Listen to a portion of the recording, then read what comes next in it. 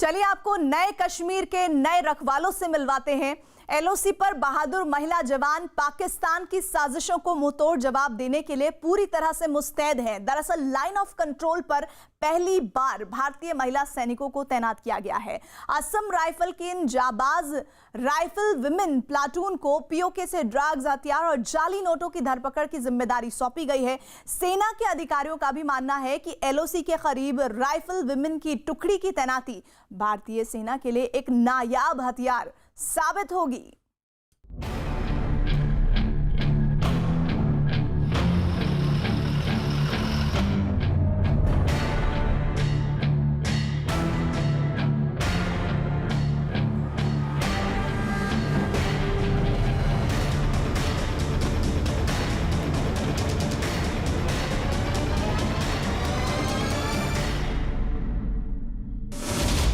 LOC के करीब पहली बार महिला सैनिक तैनात।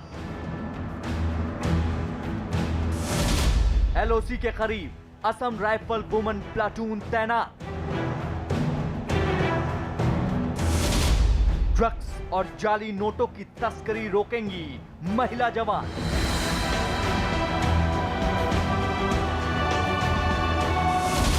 घुसपैठियों को सिखाएंगी सबक बहादुर महिला जवान।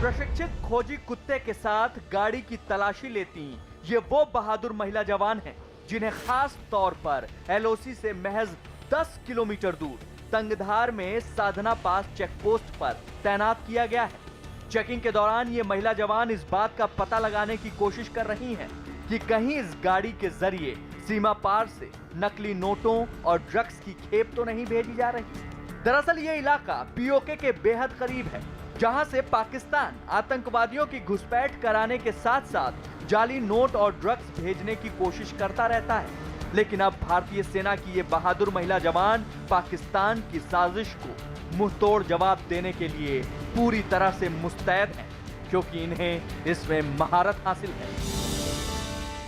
एलओसी के बेहद करीब जवानों को ज़रूर देखा होगा, लेकिन जवानों के तौर पर महिला को बहुत कम देखा गया है। लेकिन इस वक्त हमारे साथ कुछ ऐसे राइफल वुमेन हैं जो कि पहली बार यहाँ पे पोस्टेड हुई हैं। हालांकि इनकी महारत हासिल है इनको, क्योंकि ये जो है सीधे तौर पर म्यांमार की तरफ से जितना भी ऑपरेशंस वहाँ पे होते रहे हैं उनको ये लगातार कंडक्ट कर चुकी हैं। और अब पहली बार जो है वो एलओसी के पास में इनकी तैनाती हुई है। और ख़ास बात यह है कि जिस चीज़ में इनकी महारत है, यानी कि जो सर्च करना, साथ ही जो ड्रग्स की जो स्मगलिंग होती है उसको कैसे पकड़ा जाएगा, उसको कैसे रोका जाएगा, इसकी जिम्मेदारी जो है इनको दी गई है। यहाँ इस रूट से, चूंकि ये रास्ता जो है नीचे तंगधार से आता है और वो सबसे इम्पॉर्टेंट प्लेस है पाकिस्तान के लिए कि वो अपने जो टेररिस्ट हैं उनको यहाँ फंडिंग करे ड्रग्स के जरिए। तो ऐसे में उनको रोकने के लिए यहाँ पे बाकायदा असम राइफल वुमेन्स को जो है तैनात किया गया। ये पहली बार है। चेहरे पर नकाब और हाथ में असॉल्ट राइफल, ये भारतीय मिलिट्री पैरा फोर्स की असम राइफल्स की वो बहादुर महिला जवान हैं जिन्हें भारत म्यांमार बॉर्डर पर कई कामयाब फील्ड ऑपरेशन के बाद एलओसी के करीब तैनात किया गया है।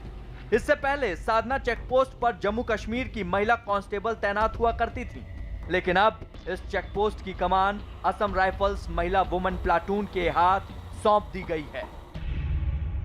पहली दफ़ा तो ये बहुत ही गर्व की बात है मेरे लिए और मेरे असम राइफल वुमेन के लिए, एंड जहाँ पोस्टेड हैं ये उस एरिया के लिए कि फ़ौज ने हमें इतना सक्षम समझा कि हमें यहाँ पोस्ट किया। दूसरी बात, क्योंकि हम सब फ़ौज में इक्वल हैं तो हमें अच्छा लगता है कि ड्यूटी, ट्रेनिंग सब कुछ इक्वल होता है। तो all in all it positive है काफ़ी हमारा आउटलुक इस चीज़ को लेके। असम राइफल्स की इस महिला प्लाटून को इस इलाके में तैनात करने से पहले बाकायदा स्पेशल ट्रेनिंग दी गई है। हमें 44 वीक का ट्रेनिंग दिया जाता है, जो कि हम नॉर्थ ईस्ट में या ऑल इंडिया में कहीं भी ड्यूटी कर सकते हैं। और यहाँ के लिए अलग से ट्रेनिंग दिया जाता है हमें, क्योंकि इतना हाइट है और थोड़ा इधर का लैंग्वेज भी और लोगों का रहन सहन भी के हिसाब से थोड़ा अलग से ट्रेन किया जाता है, जिससे हमें हमारी ड्यूटी के दौरान थोड़ा इजी होता है। यहाँ पर तो मैक्सिमम लोग के जो घर में हर घर में एक फ़ौजी है और लेडीज़ लोग बहुत कोऑपरेटिव है। अभी तक जो भी आई हैं बहुत कोऑपरेटिव है और खुद सर्च करने में हमें हेल्प करती हैं। अच्छा लगता है उनके साथ कुछ बात करने के लिए और उनसे कुछ इन्फॉर्मेशन निकालने की भी कोशिश करते हैं हम लोग। तंगधार के इस इलाके की निगरानी भारतीय सेना की 28 डिवीजन के सुपुर्द की गई है और मेजर जनरल एडीएस औजला का मानना है कि पिछले 1 साल के दौरान भारतीय सेना ने एलओसी पर पाकिस्तान की बुनी हर साजिश को मुंहतोड़ जवाब दिया है। ऐसे में एलओसी के करीब राइफल वुमन की टुकड़ी की तैनाती भारतीय सेना की ताकत साबित करेगी। ये शुरुआत है और आप देखोगे कि भाई ये भी किसी से कम नहीं है और इनकी मोटिवेशन और इनके काम करने का जो तरीका है वो भी उतना ही बेहतर है, क्योंकि इन्होंने भी वही ट्रेनिंग प्राप्त की है और काम करने का जरिया भी जो है ये उसी प्रकार का है। सो ये हमारे को जो है काफ़ी ताकत देगा। हमारा जो मैंडेट है, जो हमारी रिस्पॉन्सिबिलिटी है, उसको पूरा करने के लिए। लाइन ऑफ कंट्रोल के पास तंगधार और तितवाल इलाके में भारत के करीब 40 गांव पड़ते हैं। लाइन ऑफ कंट्रोल के पास बसे इन गांवों के आसपास से घुसपैठ की कोशिश की जाती है। सिर्फ इतना ही नहीं, सरहद पार से महिलाओं के जरिए जिन आतंकियों को मदद पहुंचाने की कोशिश की जाती है, उसे अब असम राइफल्स की महिला जवानों की बदौलत रोका जा सकेगा। जम्मू कश्मीर से आर्टिकल 370 हटने का 1 साल पूरा हो गया है। ऐसे में न्यूज़ 18 की टीम ने कश्मीर घाटी के उन इलाकों का दौरा किया जो आर्टिकल 370 हटने से पहले आतंकियों का गढ़ समझे जाते थे, लेकिन पिछले 1 साल में यहां का सूरत हाल बदल चुका है। आतंकवाद पर लगाम लगाने से स्थानीय लोग खुश हैं और चाहते हैं कि कश्मीर में आए तरक्की और खुशहाली के इस नए दौर का ये सिलसिला यूं ही चलता रहे।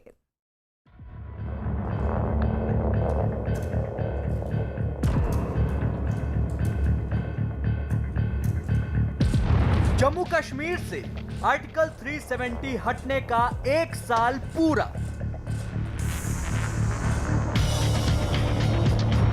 आर्टिकल 370 हटने के बाद घाटी में आया अमन।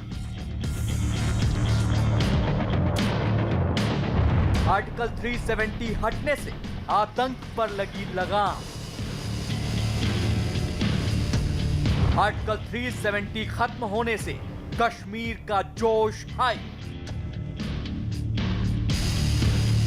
5 अगस्त 2019 को जम्मू कश्मीर से आर्टिकल 370 खत्म क्या हुआ? घाटी में अमन वापस लौट आया। आर्टिकल 370 हटने के बाद कश्मीर में आतंकवाद और आतंकियों पर लगाम लगी और अब आर्टिकल 370 हटने के 1 साल बाद अमन और खुशहाली आने के बाद कश्मीर घाटी में रहने वाले लोगों का जोश आई है।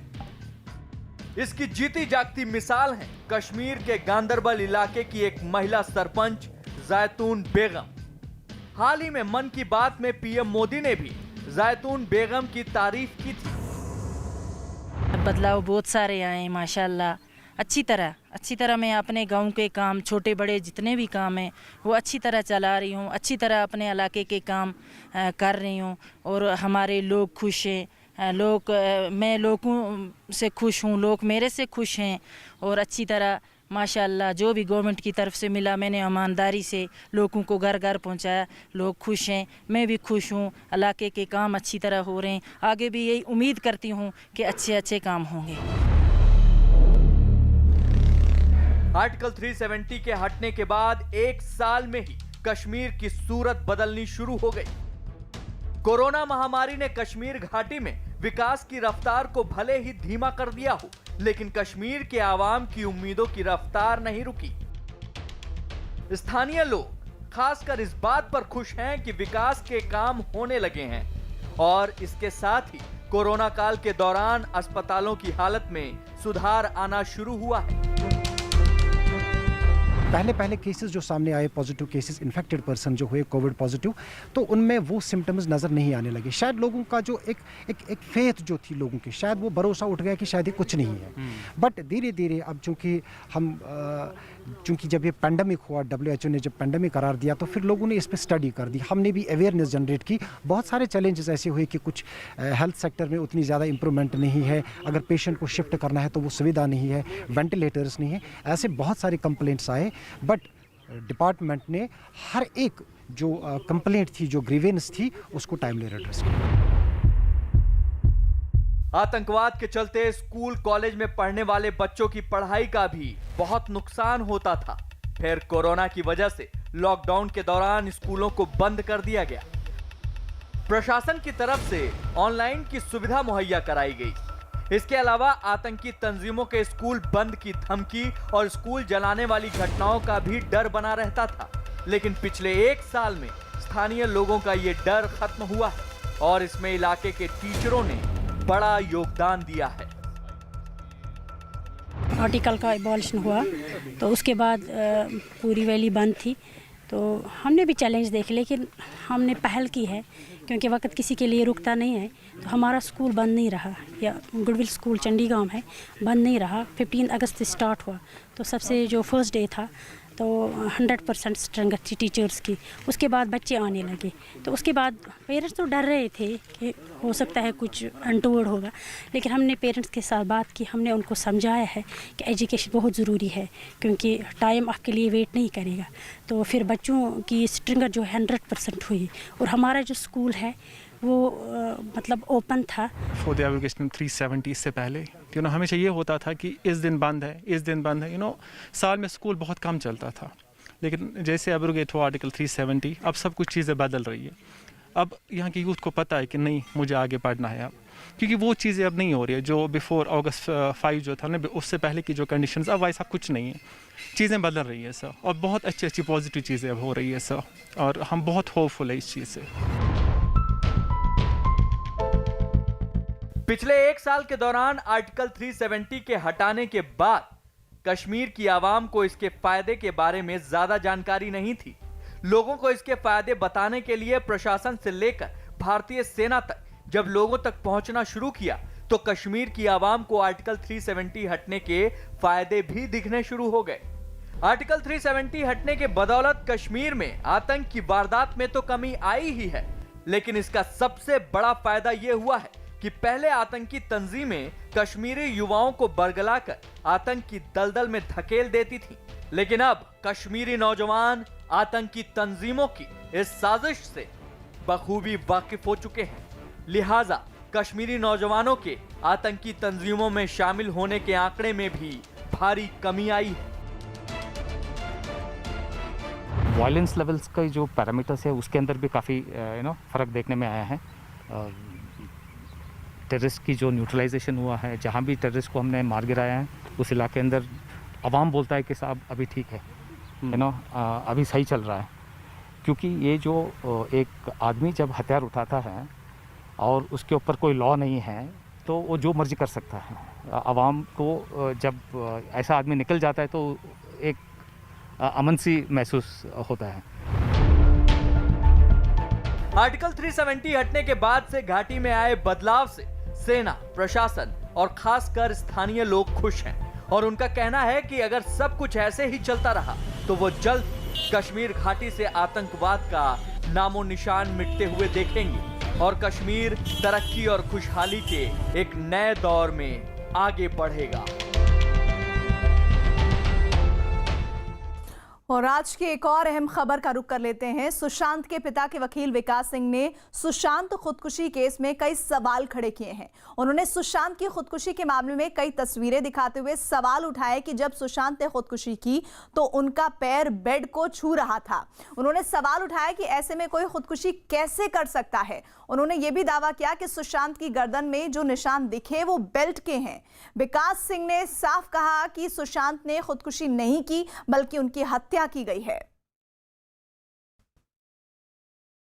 मुंबई पुलिस ने रिया पे कोई शक नहीं जताया था, ना उनसे किसी तरह की कोई पूछताछ की थी। आपको लगता है कि ये पहलू जानबूझ करके मुंबई पुलिस ने छोड़ दिया था? देखिए, मुंबई पुलिस ने तो मेरे हिसाब से जो इंक्वेस्ट की इंक्वायरी कर रहे हैं, इंक्वेस्ट की इंक्वायरी में तो सिर्फ देखना चाहिए कि वो हैंग पॉसिबिलिटी था कि नहीं था, हैंग कर सकते कि नहीं। जो पंखा जहाँ पर जिस हाइट पे है और जिस बेड का था, अगर वो फंदा अगर गले में डाल लें तो सुशांत हैंग कर ही नहीं सकते वहाँ पर। और अगर आप टेढ़े होकर हैंग करते हैं किसी में तो आपका मौत नहीं हो सकता, आप कभी ना कभी आप पैर अपने खड़ा होकर खड़े हो जाइएगा। हैंगिंग जो है पॉसिबल तभी होता है, कोई स्टूल पे आप खड़ा होकर स्टूल को फेंक दें, पैर से मार दें तो आपका बॉडी लटक जाता है।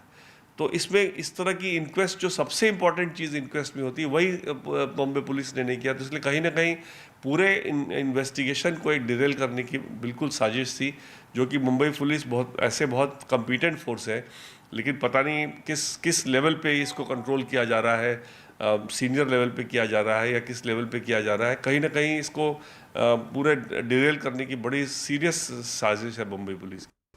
तो सुशांत के वकील तो ये सवाल उठा ही रहे हैं, लेकिन इस बीच सुशांत की कॉल डिटेल से बड़ी जानकारियां सामने आई हैं। कॉल डिटेल के आधार पर ये बताया जा रहा है कि 8 से 14 जून के बीच में दोनों के बीच कोई भी बातचीत नहीं हुई। रिया ने सुशांत का नंबर ब्लॉक कर दिया था, जो बताता है कि वो उनसे दूरी बनाना चाहती थी।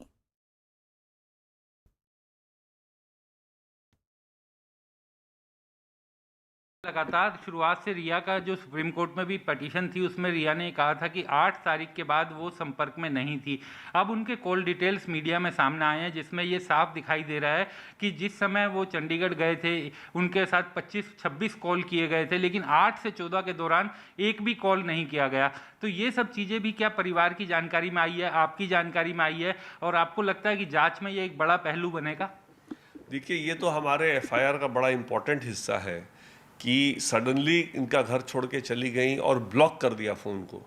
और ब्लॉक करने का नतीजा जो आप बता रहे हैं कि जो कॉल रिकॉर्ड में आ रहा है, मेरे को कॉल रिकॉर्ड मैंने देखा नहीं है, लेकिन जो कॉल रिकॉर्ड में आ रहा है वो सिंप्लिसिटर ब्लॉक करने का नतीजा। अगर आप किसी को ब्लॉक कर देंगे तो कॉल इधर से उधर जाएगा नहीं, और कॉल अगर जाएगा नहीं तो बातचीत नहीं होगी। तो अगर इनको इतनी परेशानी थी कि उसकी मानसिक स्थिति ठीक नहीं है और चाहती थी कि वो बने, तो कम से कम फ़ोन तो करते रहना चाहिए था, हालचाल तो पूछना चाहिए था।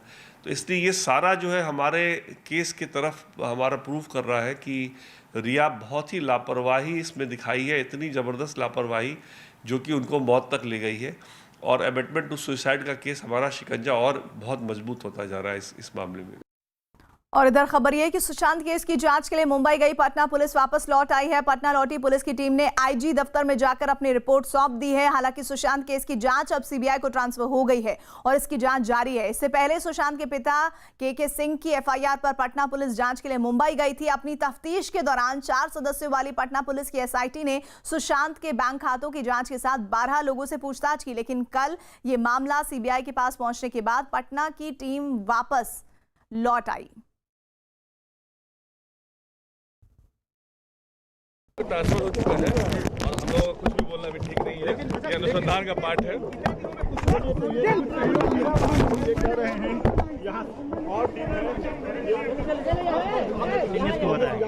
लेकिन कुछ आप लोगों को पॉजिटिव आप लोगों को मिला है, उसमें कुछ केस में सफलता कुछ मिली है? इन्वेस्टिगेशन का मैटर है, प्लीज। कुछ सफलता मिली? जी हाँ, सफलता मिली है। आप लोग का अनुसंधान जो है वो CBI के लिए कितना अहम होगा, ये तो बता दो, कितना अहम साबित होगा आप लोग का अनुसंधान? हमने जितना कर सके हम लोग। आपके अनुसंधान कितना इम्पोर्टेंट होगा? बहुत बढ़िया, हमने जितना करना था हमने किया है। जी हाँ, बिल्कुल बिल्कुल। ऐसा हम लोग को जानकारी मिली। कहा जा रहा था कि आप BMC वालों से बच के ऑफिस कैसे एयरपोर्ट, और जो हम लोग को पुलिस की ट्रेनिंग है उस हिसाब से हमारे सीनियर्स का जो था। आप 2 दिन से छुपे भी हुए थे BMC से बचने के लिए? नहीं, हम लोग अपना काम लगता है कि हमारे टफ काम था, ये चैलेंजिंग था, हमारे सीनियर्स का हमारा काफ़ी सपोर्ट था। रिपोर्ट आप लोग SST को सौंपेंगे जल्द? रिपोर्ट सौंपेंगे अपना? थोड़ा सा हमारा इन्वेस्टिगेशन का मामला है, प्लीज। ये बताया जा रहा था कि पुलिस की टीम है जो बॉम्बे से पटना लौट आई है और इनका कहना था कि काफ़ी मुश्किल भरा था ये पूरा अनुसंधान। हालांकि सीनियर्स का लगातार जो है वो सहयोग मिल रहा था और उसी के बल पे जो है इन्होंने अपना अनुसंधान पूरा किया और अब जो है इनके अनुसंधान जो है वो CBI के लिए अहम साबित होगी। SIT जो गई हुई थी वो क्या कहते हैं आज पटना लौट आई है, तो ये बैठक बेसिकली सीनियर SP साहब के साथ थी कि उन्होंने क्या क्या कार्रवाई वहाँ पर की है, तो उसी के संबंध में जानकारी लेने के लिए। क्या कुछ वहाँ पे बताया जा रहा था क्वारंटीन करने की बात? नहीं, क्वारंटीन करने की कोई बात नहीं है। हमारी SIT गई और ठीक से आ गई है। और पटना पहुंची बिहार पुलिस की टीम की जांच में कई अहम जानकारियां सामने आई हैं। पटना टीम की जांच में सामने आया कि अचानक घर के बढ़ते खर्चों से सुशांत परेशान थे। सूत्रों के मुताबिक बिहार पुलिस की जांच में सामने आया कि रिया के सुशांत के घर आने के बाद उनके खर्चे तेजी से बढ़ गए, जिसे लेकर वो परेशान रहने लगे थे। पुलिस की जांच में सामने आया कि इसके बारे में सुशांत ने सिद्धार्थ पिठानी को भी बताया था। सूत्र बता रहे हैं कि पुलिस की जांच में यह भी सामने आया है कि खुदकुशी से पहले के कुछ महीनों में सुशांत रिया से काफी घबराने लगा था और वो रिया की कोई भी बात नहीं टालते थे। तो ये लगातार जो बिहार पुलिस की जानकारियां सामने आ रही है, जो कि पटना लौट आई है, उसके मुताबिक ये कहा जा रहा है कि घर के बढ़ते खर्चों से सुशांत सिंह राजपूत परेशान थे। और साथ ही ये भी जानकारी आ रही है जो पुलिस के जरिए सूत्रों से आ रही है, वो ये कि सुशांत ने सिद्धार्थ पिठानी को भी ये जानकारी दी थी। सूत्र ये जानकारी दे रहे हैं कि खुदकुशी से पहले के कुछ महीनों में सुशांत रिया से काफी घबराने लगे थे और वो रिया की कोई भी बात नहीं टालते थे। सीबीआई सुशांत केस में कभी भी एफआईआर दर्ज कर सकती है। खबर है एक दिन पहले ही सीबीआई के पास सरकार की ओर से सुशांत केस की जांच का नोटिफिकेशन पहुंचा, जिसके बाद सीबीआई की ओर से जल्द ही इस मामले की जांच शुरू करने की बात कही गई। खबर है कि बिहार पुलिस ने खुदकुशी के लिए जिन धाराओं के तहत एफआईआर दर्ज की थी, उसी के तहत सीबीआई भी केस दर्ज करेगी। बिहार पुलिस ने रिया चक्रवर्ती के खिलाफ खुदकुशी के लिए उकसाने, चोरी, धोखा देना समेत कई धाराओं में केस दर्ज किया था। और इस बीच महाराष्ट्र सरकार ने सुशांत मामले की जांच सीबीआई को सौंपे जाने पर ऐतराज जताया है। सुशांत सिंह राजपूत के परिवार की मांग पूरी हुई है। सीबीआई अब इस मामले में जांच कर रही है। हमारे साथ बात करने के लिए मौजूद हैं परिवार के वकील सीनियर एडवोकेट विकास सिंह जी। विकास जी, सर, आप जिस तरीके से अब सीबीआई की जांच का आदेश हो गए हैं, परिवार से भी बात हुई होगी, कितना आप लोगों की उम्मीदें बढ़ी है, परिवार की उम्मीदें कितना बढ़ी है, क्योंकि सीबीआई अब इस मामले में जाँच कर रही है? देखिए, परिवार का तो सीबीआई का मांग था नहीं शुरू से। परिवार को तो यह मांग था कि पटना पुलिस करे और हमको उम्मीद थी कि पटना पुलिस से ही जस्टिस मिलेगा हमको। लेकिन पटना पुलिस को चूंकि मुंबई ने बिल्कुल इन्वेस्टिगेट करने ही नहीं दिया, कोई सहयोग नहीं दिया, सीनियर अफसरों को क्वारंटाइन कर दिया, तब हम लोग को लगा कि इस तरह से तो खाली टाइम बाय करने की कोशिश कर रहा है मुंबई पुलिस, किसी तरह से इन्वेस्टिगेशन में बाधा डालने की कोशिश कर रहा है। इन परिस्थिति में फिर हमने सोचा कि सीबीआई की मांगते हैं और इत्तेफाक से नीतीश कुमार जी ने पहले ही कह रखा था कि अगर परिवार मांगेगी तो हम सीबीआई की जांच करवा देंगे। और केंद्र सरकार ने भी बहुत जल्दी नोटिफिकेशन निकाल दिया। इसमें बहुत खुश हूँ और मेरे को लगता है कि सीबीआई जल्द से जल्द इसमें इन्वेस्टिगेशन स्टार्ट कर दे, उतना ही अच्छा है हमारे क्लाइंट के लिए।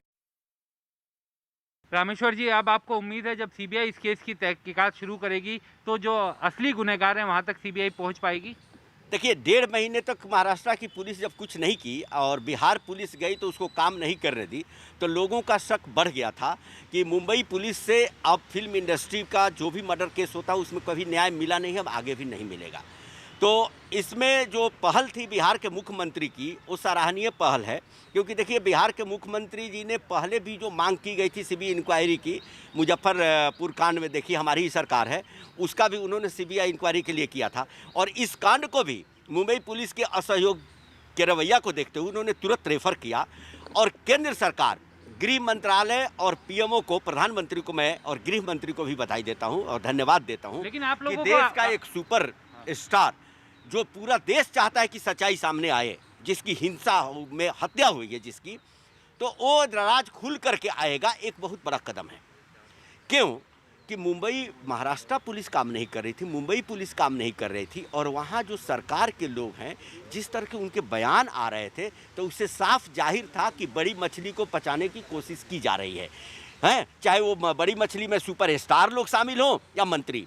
और बार बार देखिए शंका उठ रहा था कि कोई ना कोई उस पार्टी में मंत्री थे और मंत्री को बचाने के लिए सरकार काम कर रही है। तो जब सीबीआई जांच होगी तो उसमें कोई किसी को बचा नहीं पाएगा। सुशांत सिंह राजपूत के चाहने वालों को अब ये भरोसा हो गया है कि न्याय मिलने की राह में कोई बाधा अब नहीं आ सकती। एक तरफ बिहार के लोकप्रिय मुख्यमंत्री नीतीश कुमार जी के अनुशंसा पर केंद्र सरकार ने सीबीआई जांच को मंजूरी दे दी, जिसकी अधिसूचना भी निर्गत हुई।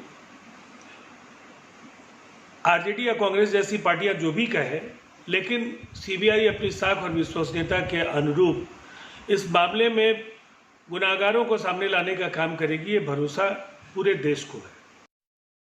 इस बीच महाराष्ट्र सरकार ने सुशांत मामले की जांच सीबीआई को सौंपे जाने पर ऐतराज जताया है। हमारे साथ महाराष्ट्र के पूर्व मुख्यमंत्री और पीडब्ल्यूडी मंत्री अशोक चौहान हैं।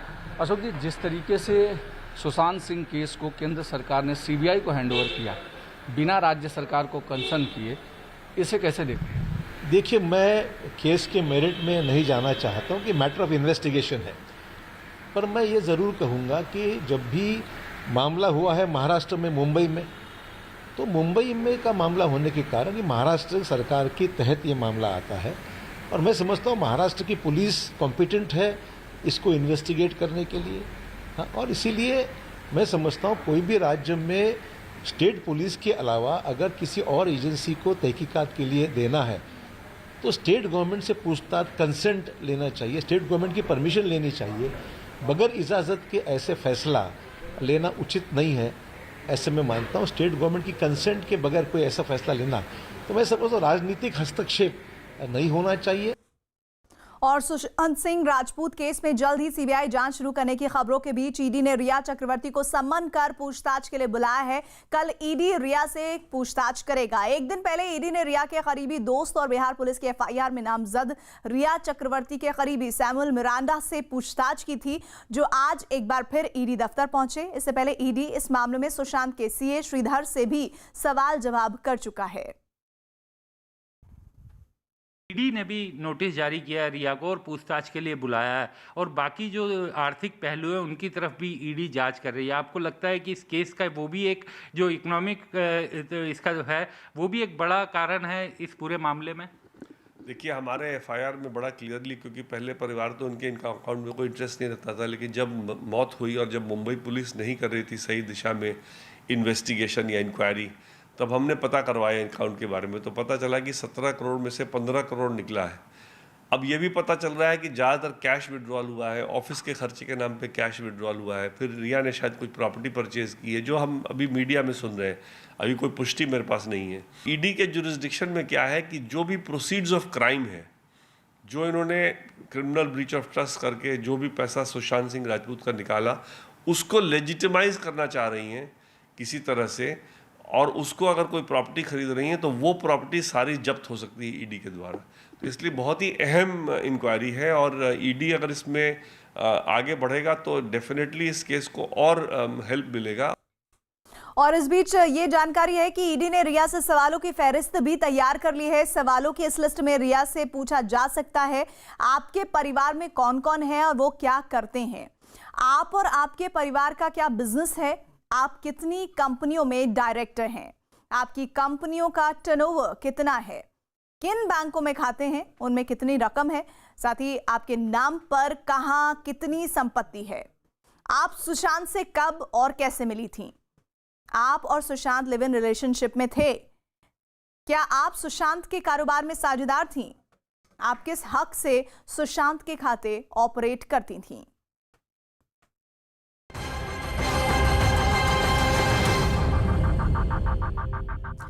शाम के 5 बज गए हैं। सुलगते सवाल का वक्त है। आप बने हुए हैं प्रीति रघुनंदन के साथ। इधर खबर सुशांत से ही जुड़ी हुई। इस केस पर हर रोज नए राज सामने आ रहे हैं। आज न्यूज़ 18 पर इस केस पर 2 सबसे बड़े चेहरे गवाही देंगे।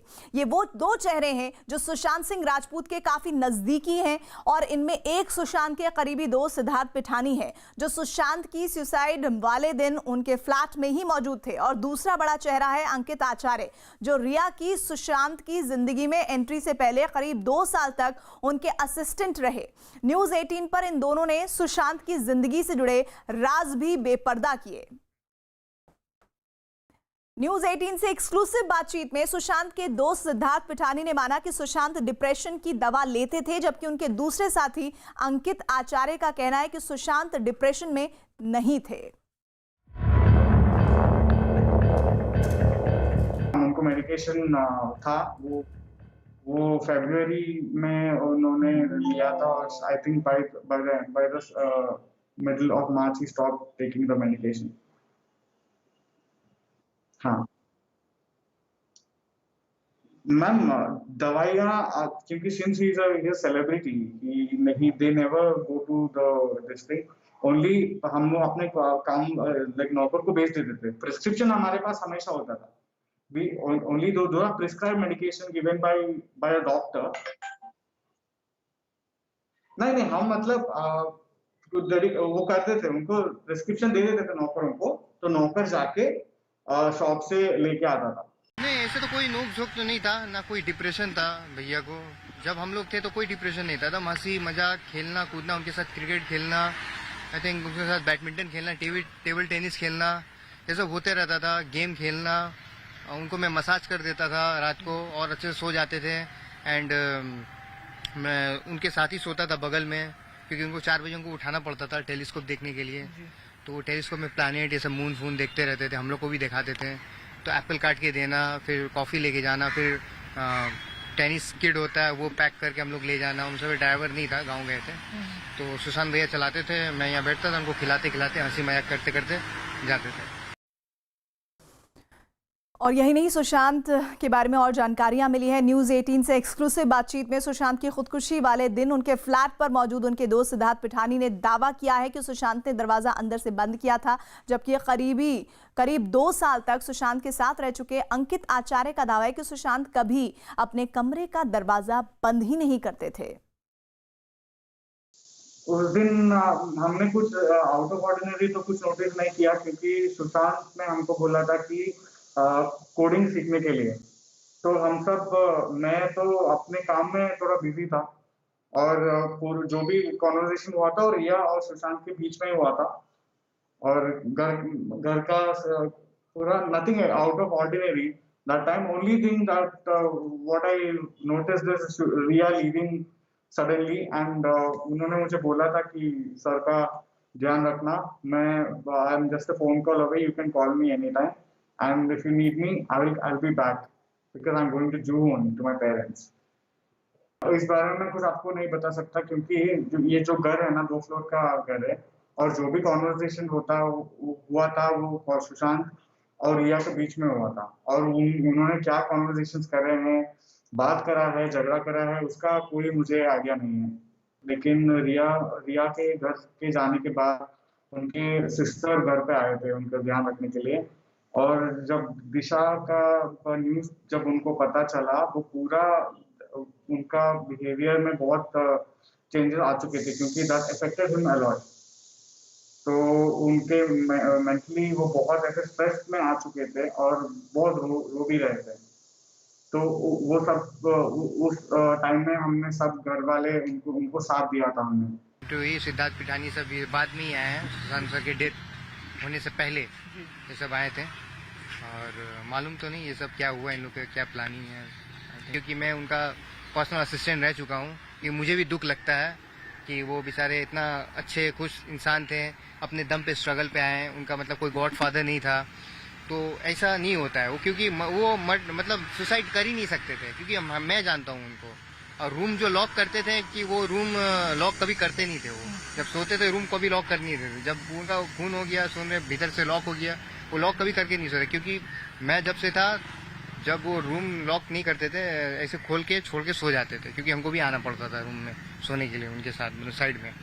तो वो कभी रूम लॉक करके सोते नहीं थे, उनका आदत ही नहीं था। ये बात है, सबसे मेन पॉइंट ये है।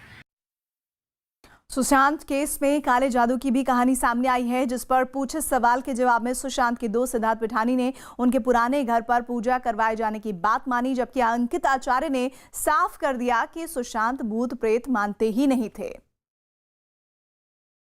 सुशांत के घर में पूजा हुई थी, पुराने घर में एक बार हुई थी, वो दुर्गा पूजा हुई थी घर में। उस टाइम पे मैं था, मैंने एक वीडियो भी बनाया था वो पूजा को लेके। It's there publicly online, it's there on Instagram.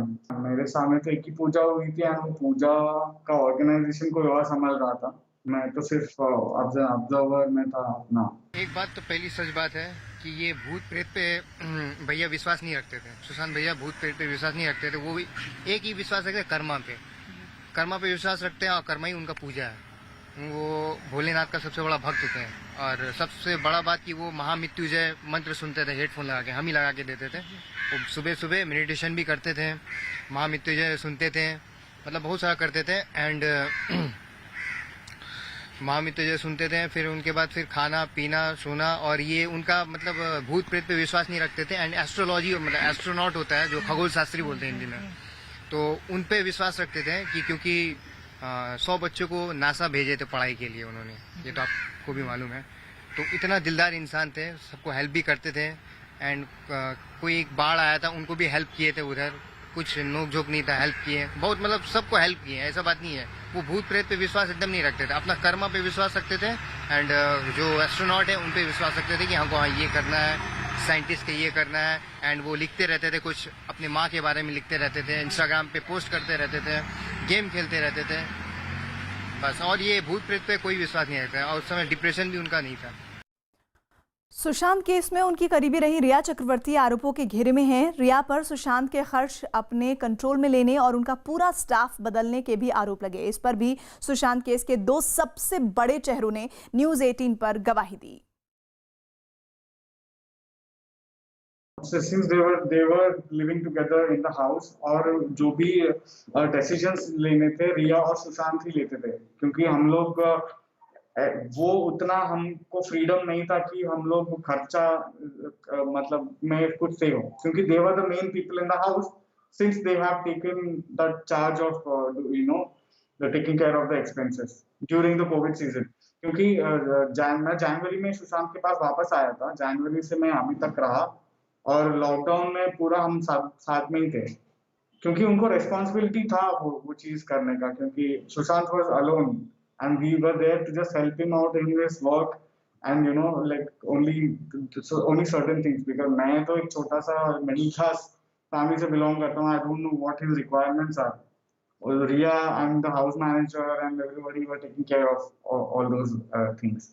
मैंने सुना कि रिया आके सबको हायर की थी, एंड जितना भी पैसे वैसे उनका थे, मतलब सुशांत भैया के सब उनके अकाउंट से होके गुजरता था, ये सब सुनने में आया था बस। न्यूज़ 18 से एक्सक्लूसिव बातचीत में सुशांत के दोस्त सिद्धार्थ पिठानी ने बताया कि 14 जून को सुशांत की खुदकुशी वाले दिन उनके फ्लैट में क्या हुआ था। सिद्धार्थ पिठानी ने उस दिन सुशांत के फ्लैट में ही मौजूद रहने की बात उनके सामने आई थी। उस दिन हमने कुछ आउट ऑफ ऑर्डिनरी तो कुछ नोटिस नहीं किया, क्योंकि सुशांत ने हमको बोला था कि कोडिंग सीखने के लिए, तो हम सब मैं तो अपने काम में थोड़ा बिजी था, और जो भी कॉन्वर्सेशन हुआ था और रिया और सुशांत के बीच में हुआ था, और घर का पूरा nothing out of ordinary that time. Only thing that what I noticed is Rhea leaving suddenly, and उन्होंने मुझे बोला था कि सर का ध्यान रखना, मैं I am just a phone call away, you can call me any time, and if you need me I will be back because I am going to zoo to my parents. इस बारे में कुछ आपको नहीं बता सकता, क्योंकि ये जो घर है ना 2 फ्लोर का घर है, और जो भी कॉन्वर्सेशन हुआ था वो सुशांत और रिया के बीच में हुआ था, और उन्होंने क्या कॉन्वर्सेशंस कर रहे हैं, बात करा है, झगड़ा करा है, उसका कोई मुझे आइडिया नहीं है। लेकिन रिया के घर के जाने के बाद उनके सिस्टर घर पे आए थे उनका ध्यान रखने के लिए, और जब दिशा का न्यूज़ जब उनको पता चला, वो पूरा उनका बिहेवियर में बहुत चेंजेस आ चुके थे, क्योंकि that affected him a lot. तो उनके मेंटली वो बहुत ऐसे स्ट्रेस में आ चुके थे और बहुत रो भी रहे थे। तो वो सब उस टाइम में हमने सब घर वाले उनको साथ दिया था हमने। और इस बीच सुशांत केस पर बड़ी खबर आ रही है। सुशांत के करीबी रहे सिद्धार्थ पिठानी ने जान से मारने की धमकी मिलने का आरोप लगाया है। उन्होंने इसकी शिकायत हैदराबाद पुलिस से की है। सिद्धार्थ का कहना है कि उन्हें फोन, व्हाट्सएप और इंस्टाग्राम पर धमकी दी गई है। कहा जा रहा है कि सिद्धार्थ पिठानी को धमकियों का सिलसिला तब बढ़ गया जब उनका मोबाइल नंबर एक चैनल ने दिखा दिया। धमकियों के बाद सिद्धार्थ ने अपना मोबाइल स्विच ऑफ कर दिया। सिद्धार्थ की शिकायत के बाद हैदराबाद पुलिस ने उनको सुरक्षा का भरोसा दिया है।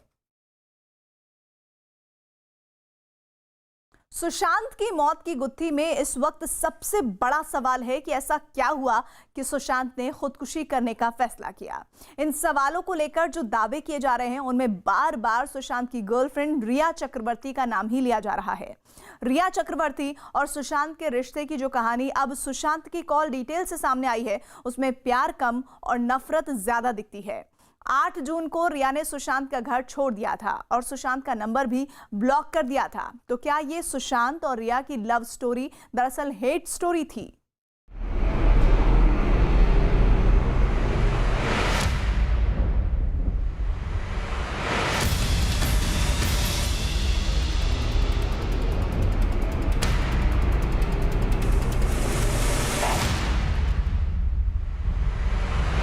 इस तरह से इग्नोर करना won't change my feelings for you. जन्म कब लेना है और मरना कब है हम डिसाइड नहीं कर सकते, पर कैसे जीना है वो हम डिसाइड कर सकते हैं।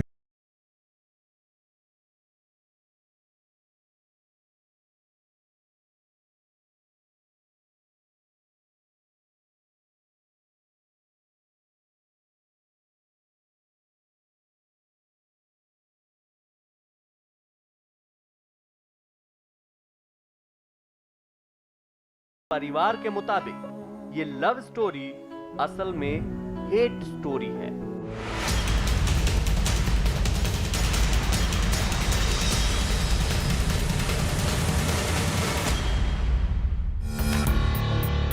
सुशांत सिंह राजपूत आत्महत्या केस में अब तक हिंदी सिनेमा में भाई भतीजावाद की परंपरा घेरे में थी, लेकिन अब यह केस फरेब और जालसाजी की साजिश के मोड़ पर पहुंच चुका है।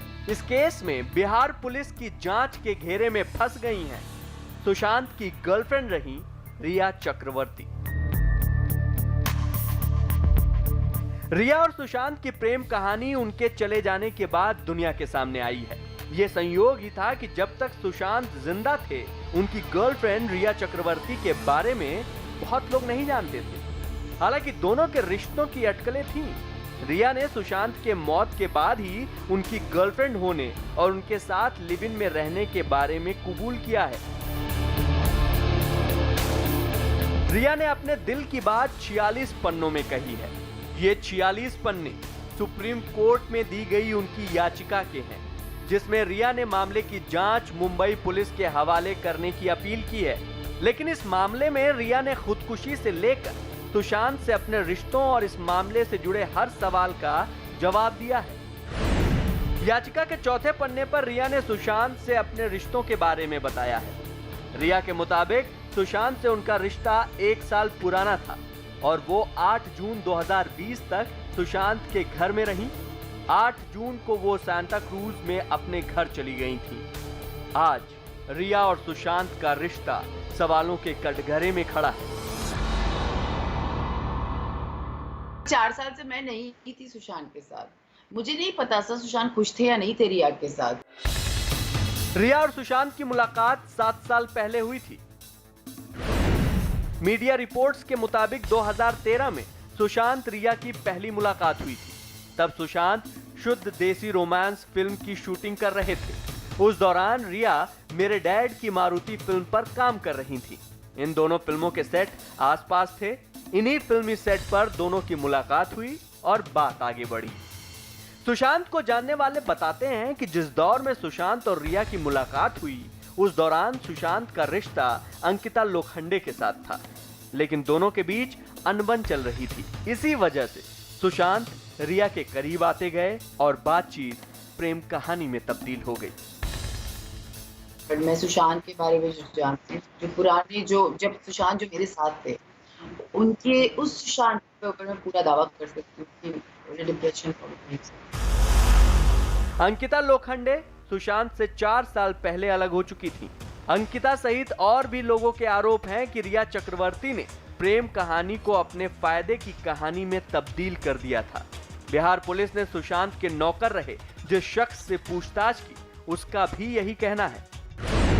नौकर ने पूछताछ में पुलिस को बताया कि सुशांत के घर का खर्च वो ही संभालता था। रिया चक्रवर्ती के आने के बाद घर खर्च बढ़ गया था।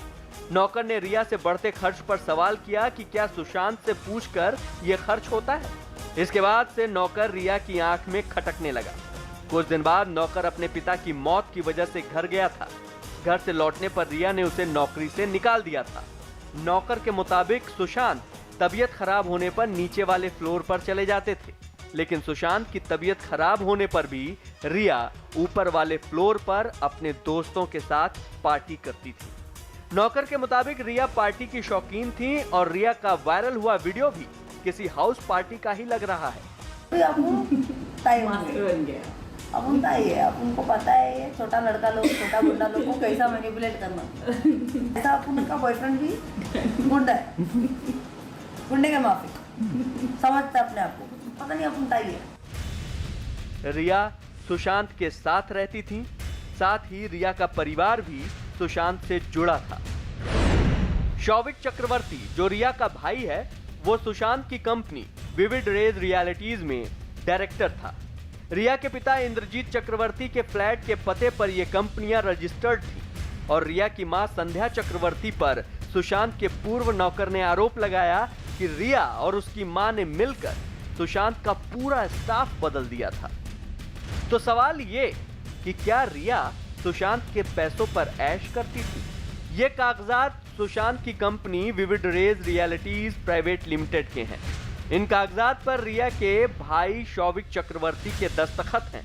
पुलिस की जांच में यह भी पता चला कि रिया के भाई शौविक ने ही कंपनी के नए चार्टर्ड अकाउंटेंट के तौर पर संदीप श्रीधर को नियुक्त किया था। रिया पर आरोप लगाने वाला सिर्फ सुशांत का नौकर ही नहीं है। सुशांत को फ्लैट दिलाने वाले रियल एस्टेट एजेंट का भी कहना है कि घर के सारे अहम फैसले रिया ही लेती थी। मुंबई के real estate agent Sunny Singh का कहना है कि सुशांत का फ्लैट भी रिया ने अपनी मर्जी से ही चुना था। तो 2 फ्लैट उनको फाइनली बहुत पसंद आए थे, बट रेंट को लेके बात जमी नहीं। एंड जो भी डिसीजन टेकर थी इसमें वो रिया ही थी। तो ये जो फ्लैट देखने थे, रिया अकेले आती थी कि सुशांत भी साथ में रहते थे? बिहेवियर कैसे था दोनों का? दोनों साथ में घर देखते थे? अकेली भी आई हैं वो और सुशांत के साथ भी आई हैं। एंड सुशांत के साथ जब आई है तो सुशांत कार में ही होते थे, रिया आती थी पहले घर वर देख के, फिर देन दोनों जन साथ में आते थे वापस देखने के लिए घर। रिया ने सुशांत के साथ जो लव स्टोरी शुरू की थी वो अब हेट स्टोरी में तब्दील हो चुकी है। जांच के घेरे में रिया चक्रवर्ती घिरती जा रही हैं और उन पर एक के बाद एक गंभीर आरोप लग रहे हैं। सुशांत सिंह राजपूत के सहायक रहे अंकित आचार्य ने न्यूज 18 से एक्सक्लूसिव बातचीत में यह भी बताया कि कैसे रिया के आने के बाद सुशांत की जिंदगी बदली और उनके नजदीकी धीरे धीरे उनसे दूर होते गए। अंकित, एक और चीज, जब आप वापस आए, आप छुट्टियों पे गए हुए थे शायद, उसके बाद जब आप वापस आए तो क्या कहा गया आपको कि आप जो है काम पे आइए या ना आइए? क्या था कुछ? किसने आपको बोला था कि आप अब जो है बस हो गया, आप जो है हम थोड़ा बदल रहे हैं? तो किसने कहा था ये? एक बात तो पहले मैं तो दिल बेचारा जब शूटिंग खत्म हो गया था तो जमशेदपुर से मुंबई आया था, तो फिर आने के बाद फिर मेरा कोई एक प्रॉब्लम था, मतलब फ्रेंड का प्रॉब्लम था, तो फ्रेंड मुझे बुला रहे थे। तो सुशांत भैया से पूछने के बाद फिर मैं निकल गया वहाँ से। तो भैया बोले कि जल्दी आ जाना, ठीक है? तो फिर मैं ठीक है मैं आ जाऊँगा। तो फिर थोड़ा लेट हो गया आने में। तो फिर जब मैं आया तो घर भी शिफ्ट हो चुका था एंड कहीं ट्रिप में भी गए थे, वो मालूम नहीं था। 1-2 बार गया हूँ मैं वहाँ। जब एक बार गया था तो मुझे जाने नहीं दे रहे थे उन लोग, जो नीचे का जो सिक्योरिटी गार्ड लोग रहते हैं उन लोग जाने नहीं दे रहे थे। यहाँ कोई नहीं है, अभी पुराना सब बंद हो गया, नया स्टार्ट हो गया। तो ऐसे तो मेरा कोई खबर नहीं है। चलो कोई बात नहीं। फिर मैं सुशांत भैया को फ़ोन लगाया। लगाने के बाद फिर उनका फ़ोन ही नहीं लग रहा है, स्विच ऑफ आ रहा है। मैसेज भी किया बट मैसेज भी का रिप्लाई कुछ नहीं, मैसेज ही नहीं जा रहे थे। बस फिर और एक बार मिलने की कोशिश की थी 15-20 दिन के बाद, आई थिंक मान लीजिए 1 महीने के बाद, डेट याद नहीं है मुझे।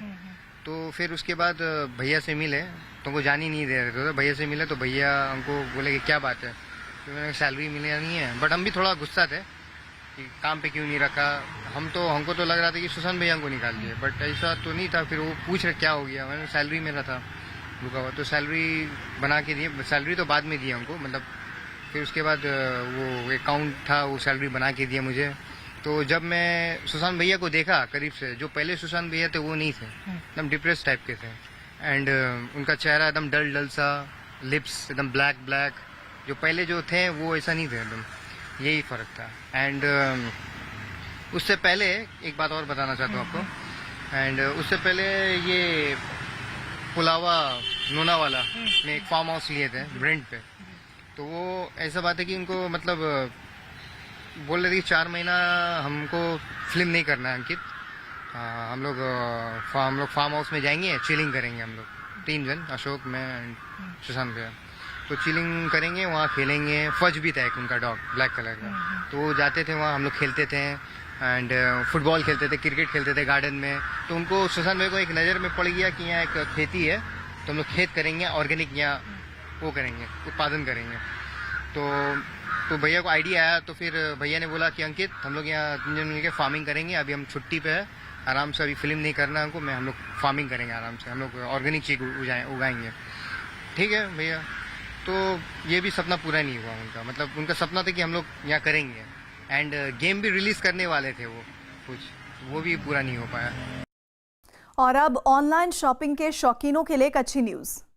Amazon Prime Day अब लाइव है। ग्रेट डील्स और discount mobile, laptop, camera, latest fashion पर। तो लॉग ऑन करें Amazon.in पर और अभी शॉपिंग शुरू करें।